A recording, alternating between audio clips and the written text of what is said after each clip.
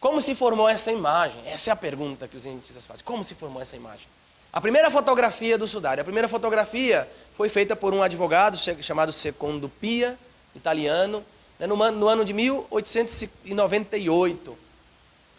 No ano de 1898, Secondo Pia fez a primeira fotografia convencional do sudário de Turim. Ele era advogado, aficionado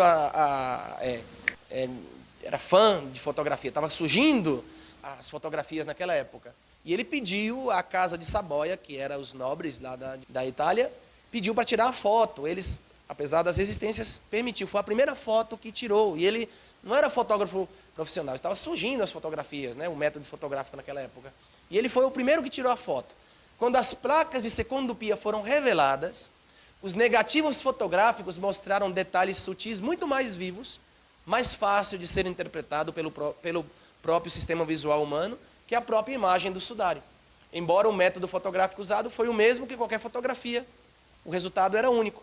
Nenhum estudo de imagem realizadas antes ou depois da invenção da fotografia produz os mesmos resultados, como pode ser visto na imagem do sudário de Turim.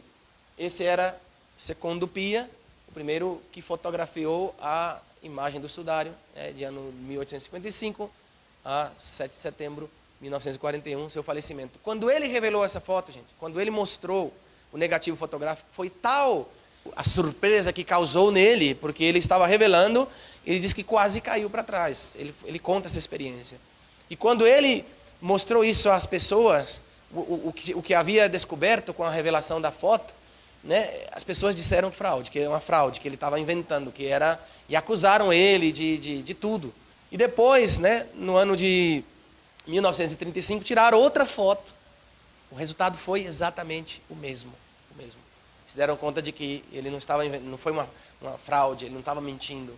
Ele próprio, né, ficou surpreso com o que havia acontecido com a fotografia, que ele nunca tinha visto algo semelhante, né? O negativo fotográfico. Aqui é o positivo, aqui vemos o rosto, né? O positivo fotográfico, se você vai em Turim, vê a tela e tira uma foto, assim sai a foto, o positivo. Só que o negativo se comporta como um positivo. Isso é algo único no mundo da fotografia. Não existe algo parecido no mundo. Não se consegue esse efeito em nenhum tipo de fotografia. E isso é o que mais surpreendeu os cientistas. E até hoje eles fazem essa pergunta, porque nós vamos analisar essa imagem detalhadamente, os resultados também dos estudos da ciência. Como se formou essa imagem? Como essa imagem, que não é pintada, que não é uma imagem que se reproduz em laboratório, que não se faz isso em qualquer... Né, não existe nada semelhante no mundo, nem antes nem depois. Né? Então, até hoje os cientistas não têm uma resposta clara e unânime com respeito a este mistério. Tipos de marcas do sudário. Vamos lá, vamos ver os tipos de marcas que aparecem no sudário. Aqui vemos, no lado direito, aqui vemos a parte frontal, vemos o rosto, o peito, os braços, as pernas. E aqui, no lado direito, no lado esquerdo, no lado direito meu, vemos a parte dorsal, as costas, né, a cabeça, as costas, né, parte dos braços, né, e toda a parte das pernas, os pés, né. As primeiras marcas, todas essas marcas que vemos aqui, ó, perfeitamente delineadas, todas elas, junto com todos esses triângulos, formam 16 triângulos, que é o número 1, são marcas causadas por um incêndio. No ano de 1532, o sudário estava guardado numa urna de prata, na igreja de Chambéry, na França. E o que aconteceu? A igreja teve um incêndio, e foi tal a magnitude desse incêndio que começou a derreter a urna que continha a relíquia. A relíquia ela era dobrada em 8 partes, a tela ela era dobrada em 8 partes, dentro de uma urna de prata. A urna começou a derreter nas laterais, né, pela a intensidade do calor, e por isso começou a queimar o sudário. E por isso deixou essa marca linear, perfeitamente delineada, e 16 triângulos que apareceu, né, por conta da queimadura, porque o sudário estava dobrado dentro da urna. Então, marcas, número 1. Número 2, nós vemos aqui manchas de água. Está vendo essas manchas aqui? Você que está vendo de casa, se olhar com bastante detalhe, vemos aqui manchas de água. Aqui vem mais claro, está vendo? Número 2. São manchas de água. Por quê? Porque, claro, para evitar que se perdesse a tela, que se consumisse no fogo e esfriar a urna de metal, jogou bastante água, né? E a água molhou todo o sudário. Molhou inteiro o sudário. E por isso ficaram essas manchas que nós vemos aqui, né? São manchas de água. Número 3, são todas essas marcas frontal e dorsal. São as marcas do corpo inteiro de um homem, frente e verso, né? Frontal e dorsal, frente e verso, corpo de uma pessoa morta, que foi, né, um cadáver. 4, nós vemos aqui, número 4, todas as marcas da flagelação. Todos esses pontos vermelhos escuros são marcas da flagelação no corpo inteiro. No corpo inteiro. Nas costas aqui, ó, na lombar, nos glúteos, na panturrilha, todo o corpo como uma chaga viva. Aqui vemos também, né, na parte frontal, número 4, são as marcas da flagelação que foi infligida ao homem do sudário. Número 5, nós vemos o número 5 aqui, nós vemos, tanto aqui como aqui, uma grande quantidade de sangue na cabeça. Aqui também vem mais claro, essa marca vermelha forte, são marcas de sangue, né? Os estudos comprovam que foi um capacete, nós vamos ver que não foi uma coroa de espinhos, senão um capacete de espinhos, né? Em volta, por isso a quantidade de sangue na cabeça. O número 6, aqui nós vemos o número 6, nós vemos uma grande marca de sangue no pulso, né? Aqui foi a marca dos cravos que atravessaram o pulso do homem do sudário. Número 7, nós vemos aqui um regueiro de sangue que saiu do pulso, tanto aqui como aqui, no antebraço, tá vendo? Você que está em casa, estou apontando aqui com o laser, então aqui marcas de sangue que escorreram pelo braço, vindas do pulso por causa, né, do prego que foi cravado no pulso do homem do sudário. Número 8, uma grande quantidade de sangue aqui de um lado, causado por uma lança. Número 8, então vemos muito claro aqui, ao lado desse triângulo da queimadura, uma abundância de sangue causado por uma ferida no lado do coração. Número 9, aqui a parte das costas, a parte dorsal, todo o sangue que escorreu da ferida do lado quando descendeu o homem da cruz, o homem do sudário. Quando descendeu ele da cruz, o corpo se dobra, né? O corpo se dobra, então o sangue que saía do lado escorre pelas costas. Então aqui toda essa marca aqui é sangue que escorreu pelas costas do homem do sudário. Marca número 10, aqui vemos os pés, né? Aqui na parte frontal vemos o pé, o furo que foi causado pelo cravo. E aqui vemos o sangue. Nos pés aqui também, está vendo um furo só e um furo. Abundância de sangue causada pelo cravo que foi cravado no pé. E número 11, vemos muitas escoriações aqui de uma pessoa que carregou um madeiro transversal. E o madeiro esmagou a parte esquerda aqui, ó, esmagou as feridas, que já tinha muitas feridas. Então o madeiro pesava muito, esmagou as feridas. Tem muitas escoriações causadas por um grande madeiro muito pesado. E por último, vemos aqui marcas nos joelhos, de feridas nos joelhos e hematomas, grandes hematomas nos joelhos, número 12. Então essas são as marcas que aparecem no sudário, tal como está hoje na Catedral de Turim. As queimaduras, as marcas da flagelação, as marcas da lançada, do capacete de espinhos, da flagelação, das feridas nas mãos e nos pés e nos joelhos, causada por a tortura que esse homem sofreu. As marcas no homem do sudário. Que marcas são essas que vemos aqui? Aqui é a parte dorsal, a parte das costas, de maneira ampliada. Aqui dá para ver claramente pontinhos mais fortes, 1, 2, 3, 1, 2, 1, 2, 1, 2, 3. Que marcas são essas? Detalhe dorsal positivo fotográfico da mortalha, o corpo inteiro, pela frente e por detrás, está cheio de feridas causadas por flagelação. Aqui é a imagem, né, do positivo fotográfico das costas, aqui é a imagem ampliada. Se você pega o flagelo que foi usado para flagelar esse homem, se você põe aqui, o tipo de flagelo encaixa perfeitamente nas feridas.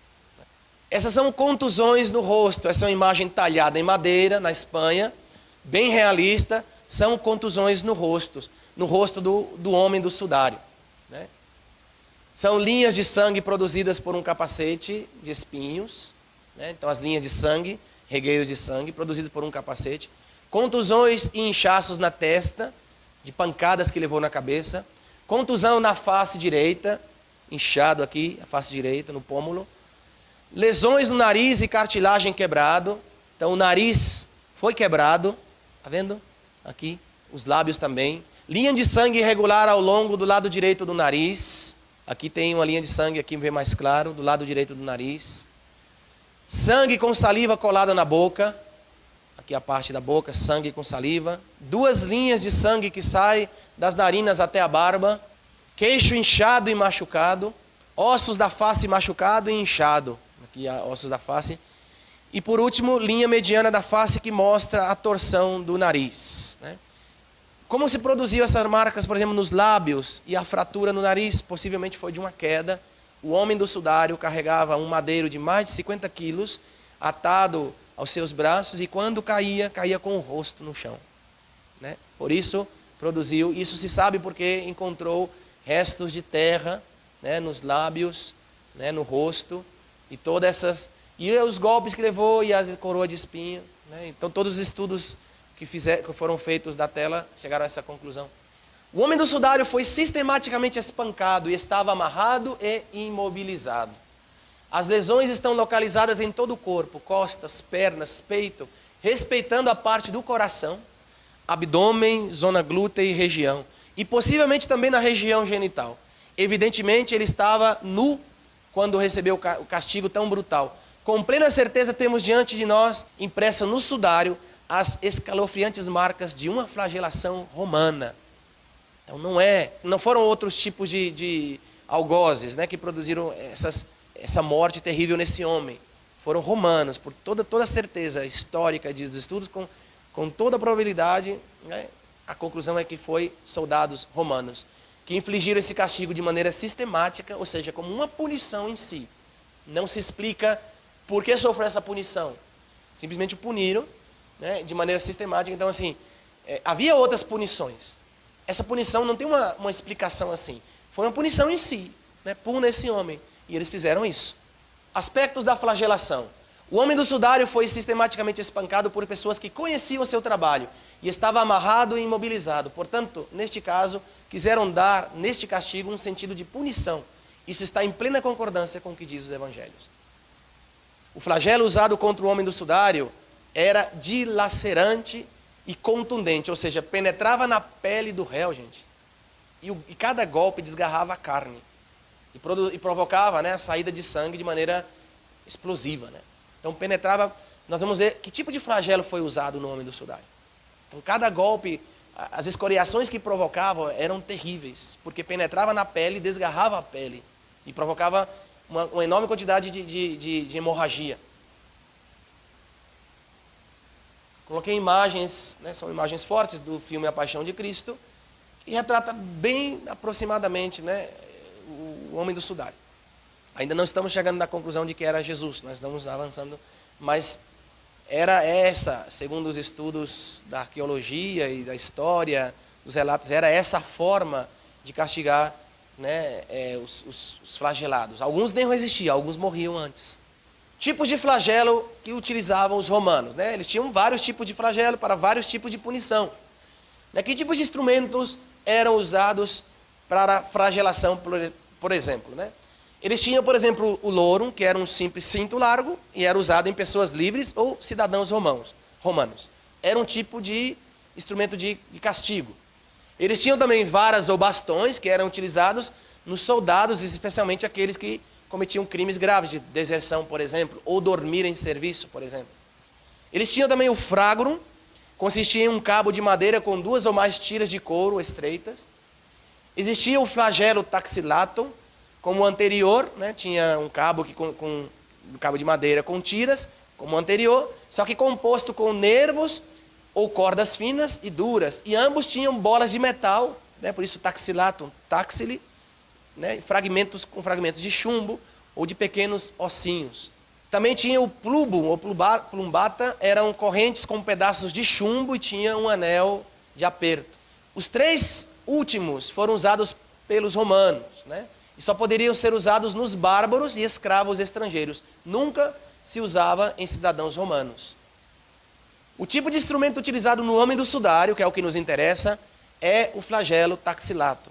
Ou seja, pelos estudos que dela se derivam, foi o flagelo taxilato de 3 ramos, que continha nos extremos 2 pedaços ou bolas metálicas, táxiles, né? Por isso, flagelo taxilato. 3 ramos com bolinhas de chumbo, né, nas pontas dos ramos. Esse seria o instrumento usado pelos romanos no homem do sudário. Esse seria o estilo do instrumento de tortura. Nós vamos ver também mais adiante que foram 2, os algozes. Foram 2 que flagelaram o homem do sudário. Características da flagelação. Dos estudos realizados da imagem do sudário se derivam algumas características específicas da flagelação. A flagelação foi realizada por 2 pessoas, com golpes distribuídos em forma de leque por todo o corpo da vítima. O número de golpes recebidos é de aproximadamente 120 golpes. Ou seja, os estudos provaram que as marcas que estão no homem do sudário continham aproximadamente 120 golpes. Alguns autores, né, não concordam com dizer que se os golpes foram dados com flagelos de 3 ou de 2, isso é o de menos. O caso é que é evidente que foram soldados romanos que fizeram a flagelação no homem do sudário. E, portanto, eles não tinham limite para o número de golpes, né? E segundo desde o ponto de vista médico, né, o nosso homem deve ter sido banhado em sangue e se tornou parecendo uma chaga viva, segundo os estudos dos especialistas, né, de médicos forenses, né? Assim estaria mais ou menos, né, o homem do sudário banhado em sangue e todo o corpo, da cabeça aos pés, como uma chaga viva. Então não é exagerado pensar isso do homem do sudário. Por quê? Porque, de fato, os estudos da ciência comprovam isso. Antes de ser flagelado, ele foi desnudado e, de fato, sobre quase toda a superfície corporal, exceto no rosto, foram contadas 120 lesões. 120 lesões. 2 a 2, provocadas quase certamente por um chicote composto por um cabo ligado às 2 tiras, ou longas tiras de couro que terminavam com 2 pequenos pesos de chumbo. Neste caso, precisa lembrar que recebeu 60 golpes. 60 golpes, né? E aí, dobrado pela quantidade das bolinhas que tinha nas pontas dos chicotes, né? Foram 120 lesões. E aqui nós vemos, né, os estudos que foram feitos com a imagem do homem do sudário. E aqui vemos os golpes perfeitamente delineados. Né? Aqui estão os bastões, né, em forma de leque. De lado a lado significa que foram 2 os algozes, que, né, dispensaram golpes por todos os lados. Todo o corpo. A parte frontal, menos a parte do coração, respeitando a parte do coração. Olha aqui, abdominal, a parte das coxas, das canelas. E aqui as costas, todas as costas, olha. Está vendo? As pernas, de cima a baixo. O homem do sudário era como se fosse uma chaga aberta, uma chaga viva. Como se formaram estas marcas? Que marcas são essas? Aqui nós vemos a parte dorsal, a parte das costas, a parte aqui alta é a parte da cabeça. E aqui a imagem ampliada, o positivo fotográfico, vemos uma quantidade enorme de sangue por toda a cabeça. Por toda a cabeça. Né? Como se formou essa imagem? Vemos que há uma série de manchas de sangue distribuídas pela frontal. Todos os especialistas concordam que foi causada por objetos afiados ao nível do couro cabeludo. Devido ao seu grande número, eles produziram uma hemorragia múltipla e dor agudíssima. O couro cabeludo, sobrancelhas e testa possui uma rica inervação sensitiva de ramos da quinta cranial dos nervos occipitais. A área das sobrancelhas e na testa tem uma sensibilidade semelhante à ponta da língua. É muito sensível essa área da testa. E por isso é muito sensível à dor. Que tipo de objeto ou objetos poderiam provocar esse tipo de lesões, né, na cabeça do homem do sudário? A primeira coisa que os estudiosos notaram é que estas lesões são explicáveis porque a cabeça do homem do sudário foi coberta por um capacete de espinhos. ou farpado. Experiências médicas confirmaram esta hipótese. Se afirma que, sem contar os lados do rosto, o número de feridas equivalia a cerca de 50. Então eles fizeram experimentos médicos, e comprovaram o que causou essas feridas não foi só umas lesões aleatórias, foi uma espécie de capacete. Nós vemos que as imagens dos filmes, os relatos sobre a coroação de espinhos de Jesus, né, ou do homem do sudário, é uma pessoa com uma espécie de tiara na cabeça. E não corresponde aos estudos que foram feitos no sudário, no homem do sudário. Senão que estamos falando de um capacete que coroou de espinhos, que foi coroado com um capacete de espinhos. Tradicionalmente, né, Jesus é representado com uma coroa de espinhas em forma de tiara. O homem do sudário apresenta feridas de um capacete que deveria cobrir toda a cabeça. Era mais ou menos isso, gente. Era mais ou menos isso. Isso aqui está num museu, né, que eles, né, são espinhos, enormes espinhos, que penetravam muito na testa, até a parte da sobrancelha, né, em todo o couro cabeludo, um capacete de espinhos. Assim seria mais ou menos, né, que se fez. Mais ou menos, né, para a gente ter uma ideia com imagens dos artistas, né? Então não foi uma coroa de espinhos, foi um capacete de espinhos. Com um patíbulo nas costas. O que é o patíbulo? O patíbulo é a madeira transversal, né, que levava o homem do sudário. Aí nós vemos essas marcas aqui, né, que prova que o homem carregou um madeiro muito grande e pesado, e que as escoriações que eles viram, que apagaram muitas das marcas da flagelação, comprova isso. Os condenados a morrer na cruz tinham que carregar o patíbulo, ou madeira transversal, em seus ombros, de onde estavam até o local da execução, enquadrado entre 4 soldados, o tetradion, comandados por um centurião, o exactor mortis. Aqui nós vemos dos relatos de Tácito. Tácito quem é? É um historiador romano dessa época, do século III, que, né, em seus livros relata como eram conduzidos os condenados à pena capital da flagelação. Aqui vemos um pouco a imagem da paixão de Mel Gibson, né?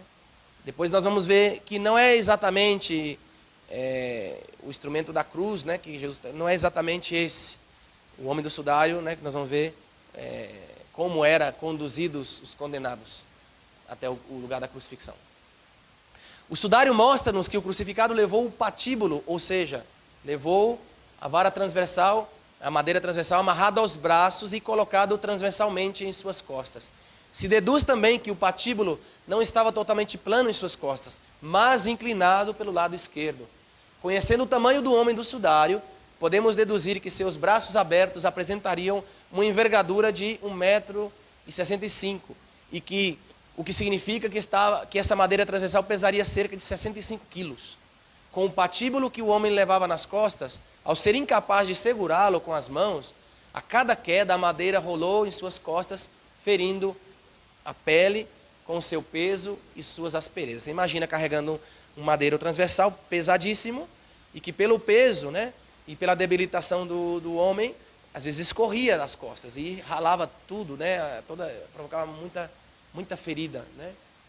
O joelho esquerdo também estava contundido, apresenta escoriações de tamanho e formas diferentes, mas muito menos pronunciados e numerosos. Estas lesões, por sua localização, nos indica que foram produzidas por uma queda em um terreno não uniforme, coberto com pedras irregulares. Estudando a tela, eles viram que havia hematomas e feridas nos joelhos, né, do homem do sudário.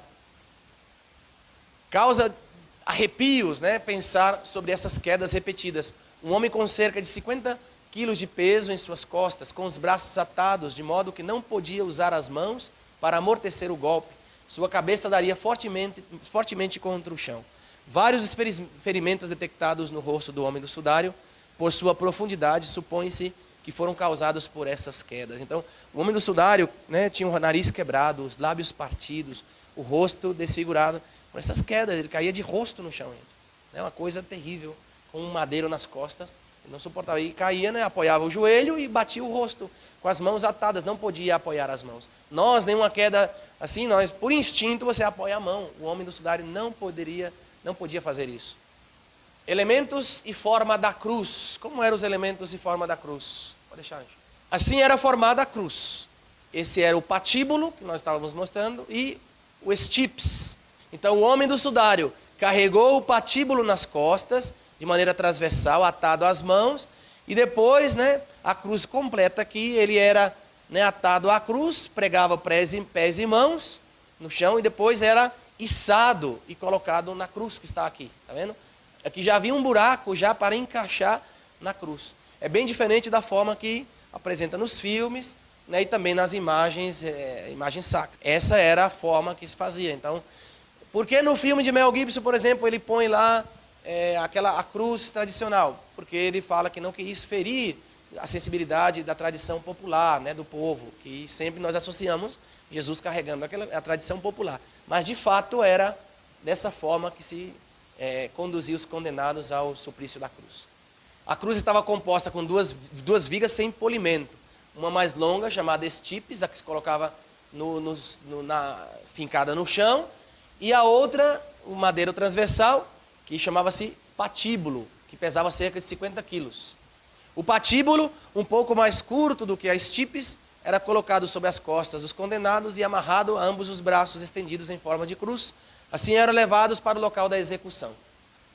Assim eram conduzidos ao local da crucificação, com o patíbulo às costas, né, e as mãos atadas. Então, quando não suportava todo esse peso, né, pendia para um lado e caía, com o rosto em terra. Uma vez pendurado ao patíbulo, os pés eram pregados ao poste, né, a estipes. Esta operação nunca era feita com o estipes e o patíbulo já unidos no chão. Então pregava no alto mesmo. O estipes ou madeiro vertical possuía às vezes madeiro saliente, que o réu poderia sentar-se às vezes ou apoiar-se sobre eles, né? Então essa madeira aqui que aparece no filme e nas imagens não é correto, não existia. Não existia. E ninguém se escandaliza, gente, é história. Então não existia esse apoio, que dá para pensar assim, nossa, né, colocou um apoiozinho para os pés. Não existia. E não existia forma de apoio nenhum. E vamos explicar por quê. Aqui vemos uma imagem bem realista de como era atravessado o cravo em ambos os pés e não havia aquele apoio que nós estamos acostumados a ver. E era nessa parte aqui, onde o cravo era fincado. Vê? Bem claro. Né? Não aqui, porque tem ossos, mas eles sabiam muito bem onde colocar o cravo. Né? Sabiam, eram profissionais. Não havia aquela outra borda, né, de madeira, acabei de explicar. Né? O crucificado, para evitar sufocamento, tinha que fazer esforços extraordinários para levantar o seu corpo, amarrados pelos braços, apoiando-se sobre o prego que segurava os pés ao poste. Então, quando eles queriam acabar rapidamente com o crucificado, os torturadores quebravam as pernas. Era o crucifrágium. Dessa maneira, não podendo levantar-se para expelir o ar inalado, morriam rapidamente. Os crucificados cuja estipes é essa madeira vertical, tinham esse apoio, poderiam aguentar vivos por 2 ou mais dias na cruz. Quando queriam acelerar a morte, se retirava essa peça, apoio, chamado cédile, que colocava para prolongar a tortura. Ou seja, gente, nessa parte aqui, entre as nádegas, havia uma madeirinha que chamava cédile, que às vezes colocava, não era para o condenado descansar, era para prolongar a tortura. Porque ele tinha que fazer um esforço tremendo, forçar os braços, forçar as pernas para poder respirar e ao mesmo tempo, né, exalar o ar. E assim ia aumentando, às vezes durava até 2 dias. Durava até 2 dias, às vezes, até morrer. Então era uma tortura horrível. Então essa era o sofrimento prolongado. E quando eles queriam acelerar, pelo motivo que quebrava as pernas, ou tirava a cédula, né, que é esse madeiro entre as pernas, para eles não se apoiarem, e aí morria rapidamente, com as pernas quebradas e retirando o apoio.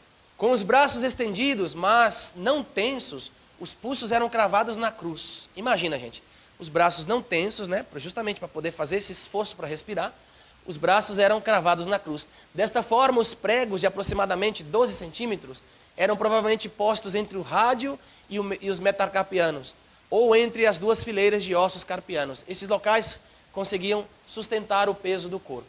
Uma vez que o prego, né, nos pulsos era colocado, né, na parte vertical.